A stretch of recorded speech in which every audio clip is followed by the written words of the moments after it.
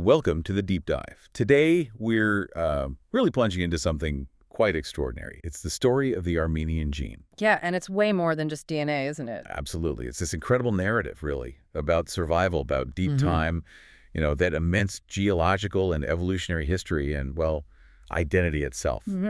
Just try to picture this. What if a people today could trace their genetic blueprint back like over 8,000 years? Right. Through everything. Exactly. Through empires, genocides, natural disasters, borders constantly changing. It seems almost impossible. And that's pretty much our mission for this deep dive, right? To unpack why the Armenian gene pool is seen as one of the oldest, most resilient, and yeah, probably one of the most debated in the human story. So we'll be looking at the science, studies. Definitely. We'll sift through the genetic data, the big studies, but also tie it into the historical accounts. The goal is to reveal these fascinating insights, this human story that's literally embedded in our cells.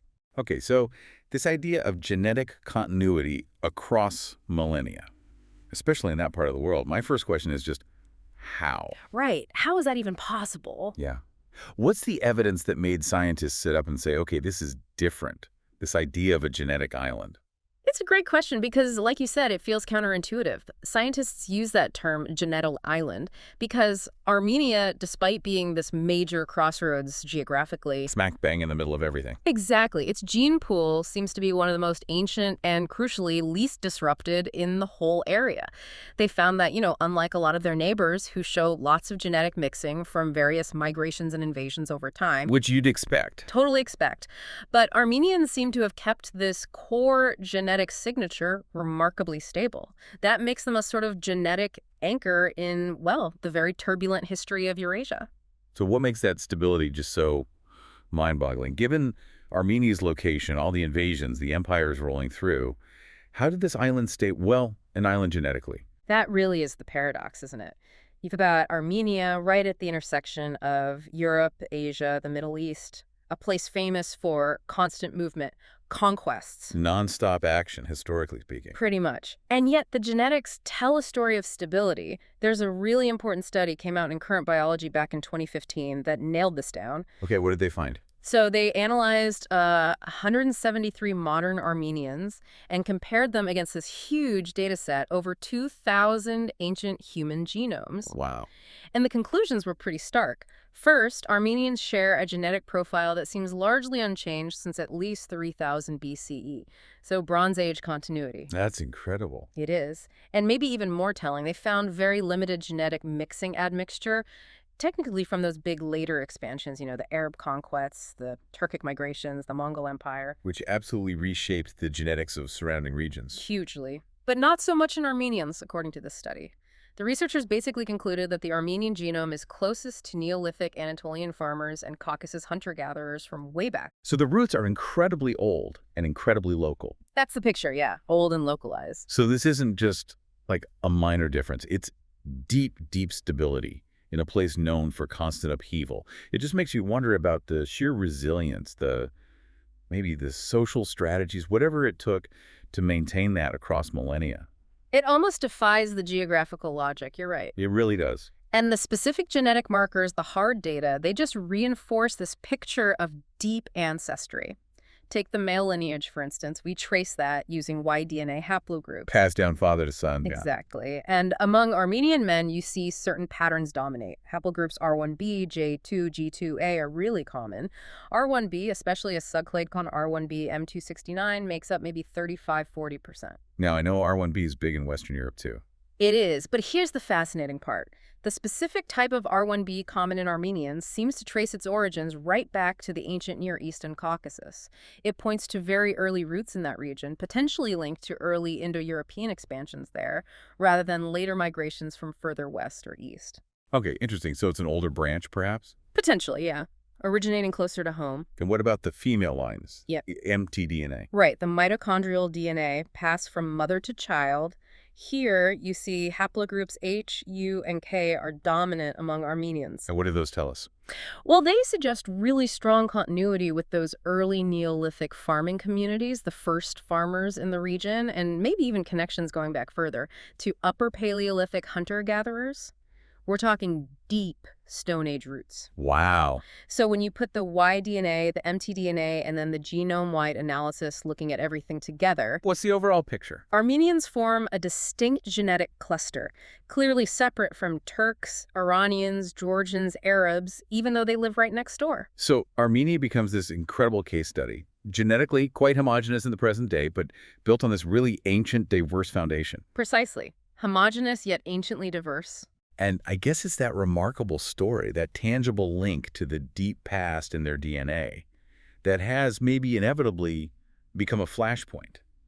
It's brought up intense debate, even political tension today, hasn't it? It really has. And this is where science, history, and identity can get, well, complicated and very sensitive. How so? Well, you have to consider the context of the Armenian genocide. Over 1.5 million Armenians killed or displaced in the Ottoman era. For some, genetic studies showing deep roots in the region offer a kind of scientific validation of indigenous presence, of belonging to that land historically. I can see how that would be powerful. Extremely powerful. But, and this is crucial, critics rightly warn against using genetics to make claims about land or, sort of, ethnic purity. That's a dangerous path. Right.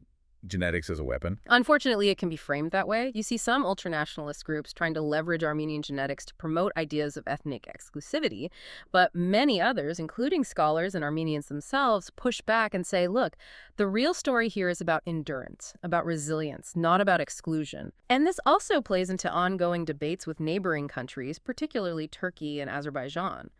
Sometimes interpretations of ancient ancestry, like who descends from the Urartians or the earliest Indo-Europeans, get tangled up in modern political claims about historical primacy in the region. It's a really stark reminder, isn't it, that genetic data, powerful as it is, always gets interpreted through our current lenses: political, cultural, territorial. Absolutely. And just to be clear for everyone listening, our aim here is simply to understand these different interpretations, how the science is being used and discussed, not to endorse any specific political viewpoint. Exactly. It's about understanding the landscape of the discussion. But beyond those debates, the Armenian gene pool has also thrown up some really interesting biomedical patterns, things with real implications for health and medicine. Okay, like what?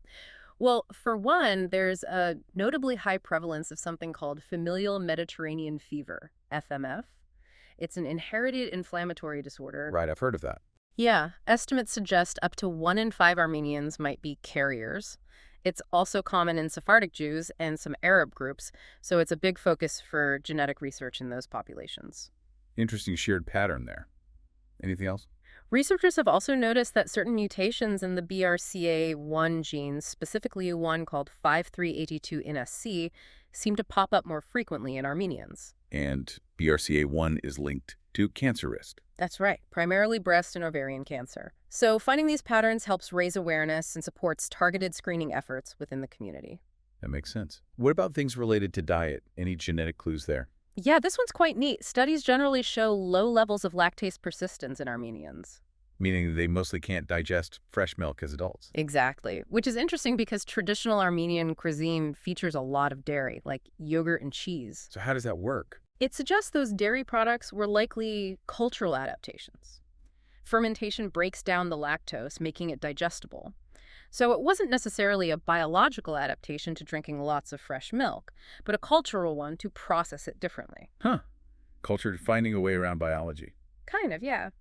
And just one more thing on the medical side. Some researchers think that the relative genetic homogeneity we talked about earlier actually makes Armenians a good population for certain types of studies. How so? Less background noise. Pretty much. It potentially allows for more accurate genome-wide association studies, GWOS, which try to link specific genetic variations to diseases. This could be really valuable for developing more personalized medicine down the line. So the Armenian genome isn't just a window into the past or a factor in modern identity. It's also potentially a key to future medical insights. It spans all of that, yeah. And it seems it's also a crucial piece in another huge puzzle, the spread of Indo-European languages. Oh, definitely. This is a big one. Some linguists and geneticists actually propose the Armenian highland as a possible origin point, a homeland for the entire Proto-Indo-European language family. Wow, really? Yeah. The source of languages spoken from India to Ireland. It's one of the leading hypotheses, often called the Anatolian hypothesis, or sometimes refined to focus more specifically on the highlands. The idea is that early farmers spreading out from that region took their language with them. And the genetics line up with that idea. The genetics show the region acting as a major biological bridge. You can detect ancient gene flow moving between the Levant to the south, the Eurasian steppe to the north, and Anatolia to the west, all converging right there in historical Armenia. It's a real nexus point for human movement, language, culture, and genes. Okay, let's try and pull this all together then, that central question. Why is the Armenian gene so special? It seems it's not just that it's ancient. It's incredibly resilient, it's complex, and it feels deeply relevant today. It tells this profound story, doesn't it? Of people who endured empire, exile, genocide, erasure, yet somehow held on to their roots. Literally, in their DNA. It really does. And maybe the final thought, the thing to really chew on, is this. How should we use this knowledge? Should genes define who belongs where, create borders? Or should they help us understand our shared origins, our incredible journeys, our connections? Can that ancient continuity exist without feeding modern ideas of superiority or exclusion? That's the fundamental question, isn't it? Powerful questions for all of you to think about. It seems Armenia's DNA is much more than just a map of the past. It's maybe more like a mirror, reflecting our deepest questions about who we are, where we come from, and the truly extraordinary resilience of the human spirit.